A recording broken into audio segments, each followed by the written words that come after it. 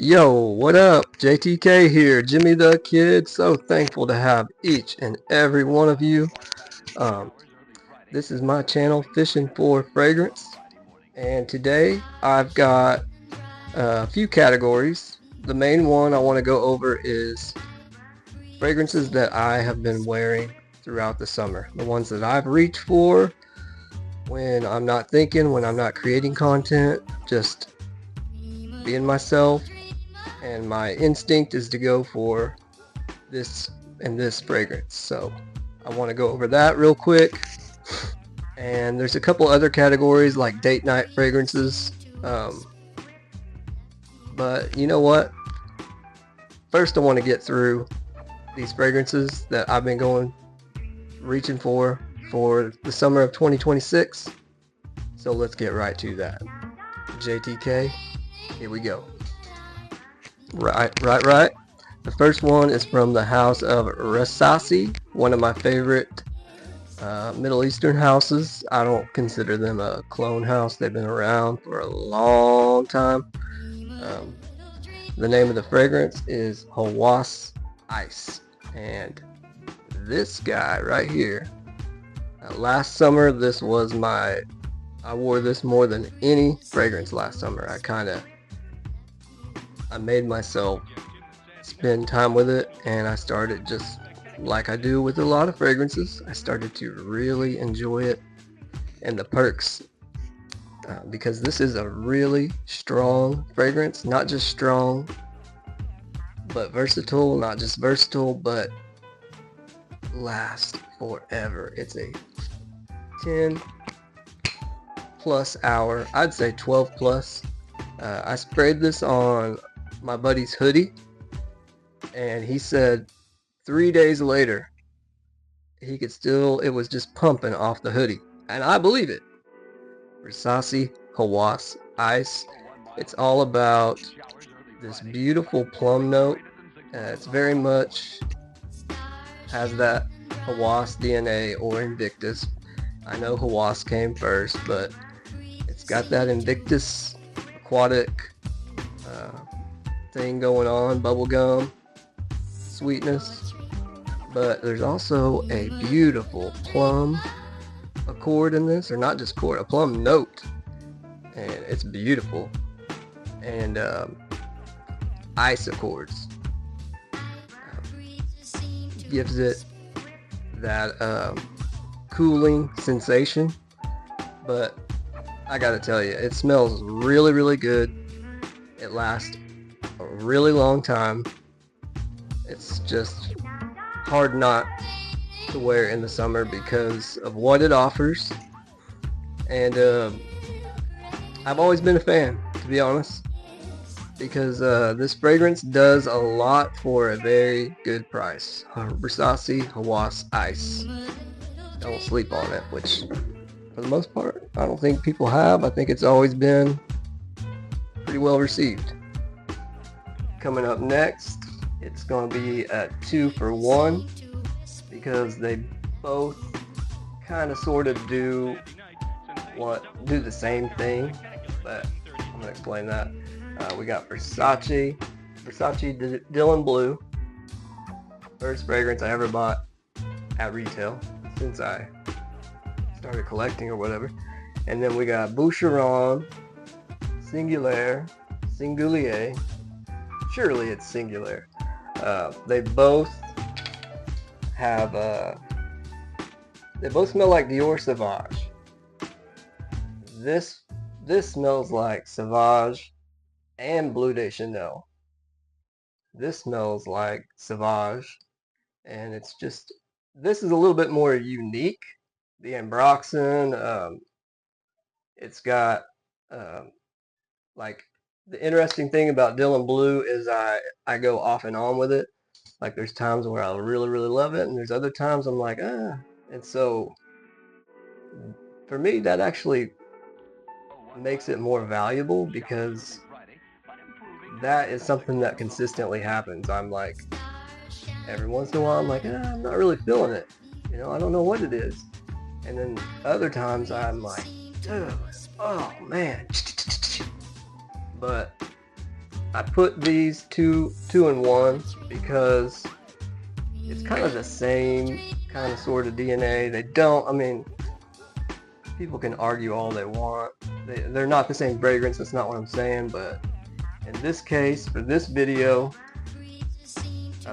when I'm looking for that Bleu de Chanel spicy blue ambroxan, you know, good longevity out of both of these. I want to say this one might be a little more classy, but I don't think that's the right statement. I think the better statement is to say this one is a little bit more abrasive, but that scratchy abrasiveness adds to the value of this. This is great. This is great, but this is just a little bit better in my opinion. They both scratch the same itch. Boucheron Singular, Versace Dylan Blue. Two great blue fragrances for the summer of 2026. Alright, coming up next from the house of Salvatore Ferragamo, Aqua Essenzial Blue. I'm surprised I don't talk about this as much because I absolutely love this. There's rumors that, y'all tell me, is this discontinued or is it not? You know, it's an Alberto Marias masterpiece. Just about everybody that's in the know will tell you this is one of the best blue fragrances. It's got a lot of charm, a lot of character. Alberto Marias, he's really good with masculine fragrances, but you know, he's just a master perfumer. But this, it's very mass appealing, and then this powdery woody nuance just makes it absolutely beautiful. I'd like to get a big bottle of this. Ferragamo, they never cease to amaze me. Some of the best cheaper and or mid-range designers, Ferragamo.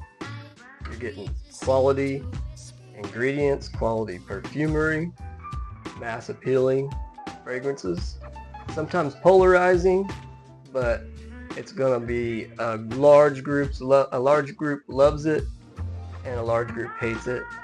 Most of the time most people love it, and that's the case with this one. The powdery nuance, love it. Alright, we are getting into fragrances that I reach for a lot in 2026. The first one, this is one that I reach for a lot for a daily wear, and I also like to wear it on date nights, to be perfectly honest. From the house of Harry Ellis, 360 Red Profumo. I get a lot of clapback when I glaze this one, but I don't have a whole lot of summer fragrances. My favorite kind of fragrances are like leathery, tobacco, sweet. But not to say that I don't like summer fragrances, it's just I like those. I really enjoy those complex, heavy. Anyways, I'll come back to that.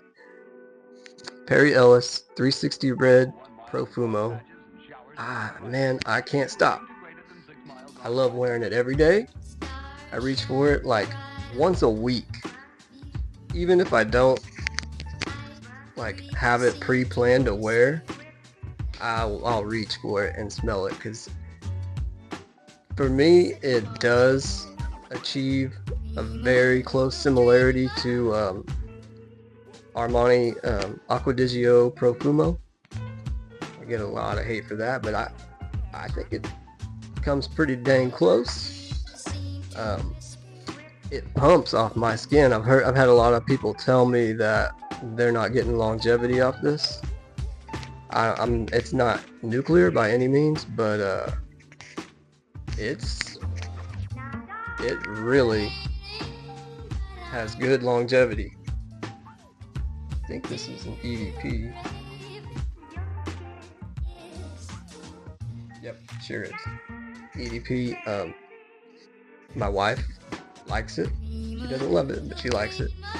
I wear it to the pool sometimes, but most of the time I wear it as a signature daily scent, and sometimes I'll wear this like out to the movies with my wife, or like me and my wife and my girls, we like to go to the Space Museum in OKC. An event like that, like a special occasion. This is a everyday / special occasion / date night, whatever you want. I love it. It's got that Profumo vibes, effervescent, fresh, spicy, a lot of that spicy kick, just zingy. You know what I'm saying? You get the zingy, and that's what I love about it. Like, I'll spray it up and down my arms, and it just, I say it Profumo Red 360. It stings. It's a stinger because it's got that sting. And yeah, anyways, one of my favorites. I pick it up a lot. I really enjoy it. And I think I paid $40 at Burlington, and you know what? That was the first one I had seen of that particular fragrance. I'm sure there's been lots, but I'm yet to see another one. So, anyways, Perry Ellis 360 Red Parfumo. Beautiful. Okay, these next two, if you've been following me this year, you'll know. There's two Mercedes-Benz fragrances that I just cannot stop talking about.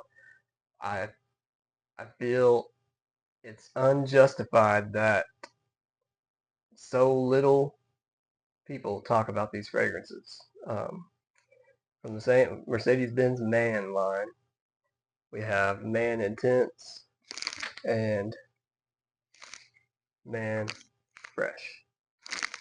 First one, Man Intense. I don't really consider this a summer fragrance, traditional summer fragrance. I think it's more of like a transitional. But this is the type of fragrance that works year-round, and the fragrances that it says it's similar to, Percival, Abercrombie Fierce, Mont Blanc, Legend, EDP, we know that DNA. If you've been in the fragrance community long enough, you know that DNA, that Abercrombie DNA that's so mass appealing and so what's the word? We all know it. We're used to it. This is kind of like a spicier version. There's some synthetic feel at the beginning of this fragrance, but honestly, as I've been wearing it, I've noticed that before, like 5 minutes and that synthetic vibe went away, but now I spray it on and there's no synthetic vibe. It's just, when I'm craving something a little bit like summery, but leans more on the spicy side, I reach for this guy. It really, sub $30, Master Perfumer, Olivier Cresp. Just such a great fragrance. I love the bottle, the presentation. Look at the dent. About halfway gone. I'm just such a huge fan. Really. I can't believe it's not talked about more, but you know, whatever. More for me. I made a whole video about it. Like, I've been trying to get the word out, trying. Okay. y'all don't want to believe me, more from me. Mercedes-Benz Man Intense. Up until my birthday, June 2nd, this was my favorite pickup of 2026. Matter of fact, I like it so much I went out and got another bottle. Mercedes-Benz Man Fresh. Look at the dent. I wear this more than any other fragrance. Absolutely perfect for summer. What I love about this, there's so many things, but it's really light, airy, but it's got surprisingly good longevity. It's got these ozonic notes that are absolutely beautiful. So basically, you're gonna smell unique because look at that. It's similar to, there's nothing, it says nothing is similar to this, although I could think of some fragrances it's similar to, probably off the top of my head, Versace Man Eau Fraiche, kind of, but yeah, it's its own thing. You got your own unique fragrance that hardly nobody knows about, nobody's talking about it, sub $30, good longevity, really good projection. Like early stages of this, projection is fantastic, and it's just got that really light, almost skin scent type of feel. This is for a summer fragrance, it's got everything you would want. Light, citrusy, ozonic notes, little bit of woods. You can't smell it. It's just to balance the fragrance. Mercedes-Benz Man Fresh. Up until I got Bleu de Chanel exclusive, this was my favorite pickup of 26. So now it's my second favorite. I got two more. Both of them are daily wears, and I wear them to the pool a lot. First one from the house of Sahari, Taj Al-Lal. Taj Al-Lal. It's a schmoop of Dolce & Gabbana K EDT, which that fragrance is famous for a blood orange note up top. This does it just as good, if not better, than K EDT. I love the presentation, love the bottle. They're obviously, look at that color scheme and the fire hose. Right? One up that arm, one up that arm, one here. It's more like a quarter of a spray. This is a quarter of a spray around the neck. Citrusy, summer fragrance, no debating that. Blood orange gives it that zingy, like Sprite kind of feel, kind of like Dior Homme Cologne. And I've said this from the very time I got it. It does Dolce & Gabbana K EDT just as good, if not better. And I paid $16 for this. What's not to love? And the last one, fragrance I like to wear to the pool. I like to wear it daily. It's not a date night. This is from the house of Beverly Hills Polo Club, aka BHPC, Elysian Mirage. Look, see that? I have made a mistake. That's about 5 wears. I was getting nose blind to this fragrance. It smells like imagination. It's got the soapy vibe. It's got this neroli and another note that kind of makes it smell like tea, just like imagination. And It does. It smells like imagination, but it goes soapy. And then there's Gaiac wood in the base.